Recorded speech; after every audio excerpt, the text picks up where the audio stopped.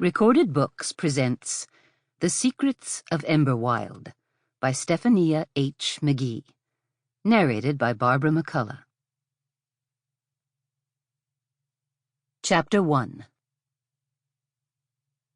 Emberwild Horse Farm, Neshoba County, Mississippi, March 3rd, 1905. Freedom rushed through Nora Fenton's veins, erupting with each breath.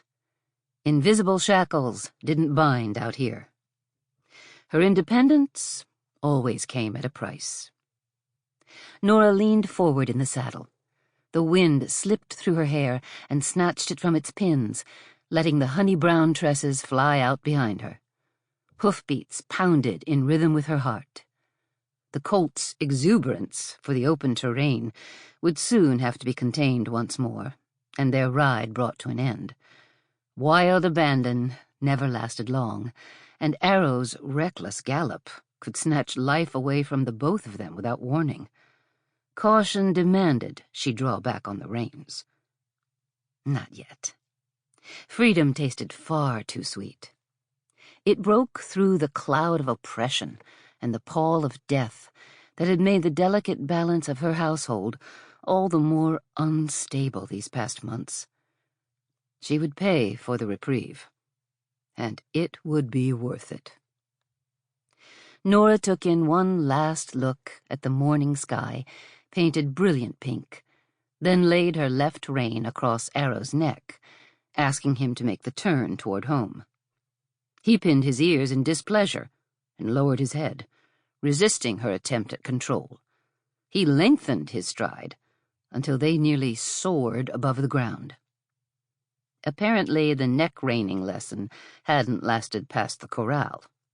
So be it. Gripping the rein in her leather glove, Nora pulled back and applied pressure to the side of the bit. Arrow shook off the command. Stubborn colt? He would learn. He might be a stallion, but she was alpha of this herd. Nora planted her foot in the left stirrup and snatched the rein down to her hip, holding firm until his stride jerked to a halt. She dropped from the saddle. Got the better of you, didn't it? Nora laughed, ruffling the shock of mane between his red ears, already flecked with gray. Arrow pinned his ears again and tossed his head. Nora squared her shoulders and pushed into his space. He snorted, then flicked his ears forward and lowered his head in submission. She patted his neck. See now? No reason to get ornery. Keep acting like that and you'll spend your sunrises in the stable. Arrow tilted his head and gave a good shake. As he did, her saddle slipped to the side.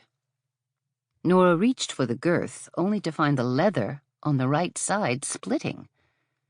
It probably wouldn't safely survive another battle of wills with Arrow, and she couldn't risk falling under his hooves if it broke.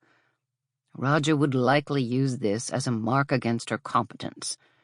The surly stablemaster took any excuse he could find. Sighing, she gathered the reins and turned back toward the stables. They had a long walk ahead of them, and now she wouldn't have time to change.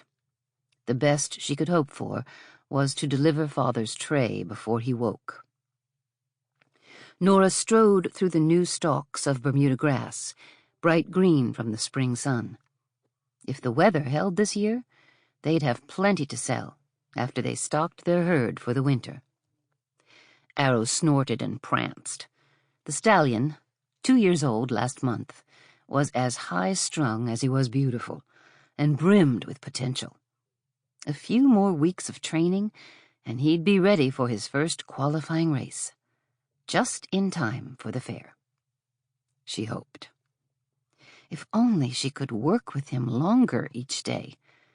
Father's insistence that a woman had no place training horses hadn't waned as his illness worsened, and the stable hands still thought they were doing her a favor by thwarting her efforts. Mother, for her part, seemed to think it her duty to carry on Father's archaic ideals with a fervor, as though doing so would smother Nora's modernized way of thinking Sample complete. Ready to continue?